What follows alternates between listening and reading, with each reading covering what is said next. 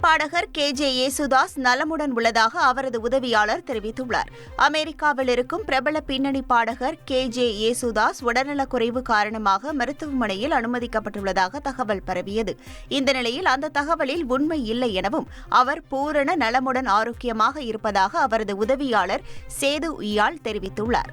அமெரிக்காவின் ஹவாய் தீவில் உள்ள கிலாவியா எரிமலை மீண்டும் வெடிக்கத் தொடங்கி நெருப்புக் குழம்பு நீரூற்று போன்று வெளியேறி வருகிறது.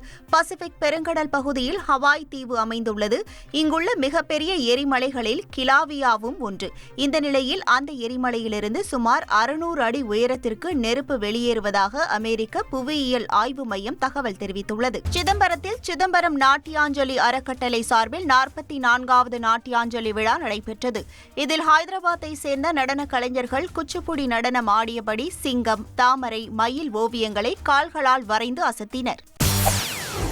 செய்திகளை உடனுக்குடன் தெரிந்து கொள்ள உடனே சப்ஸ்கிரைப் பண்ணுங்க.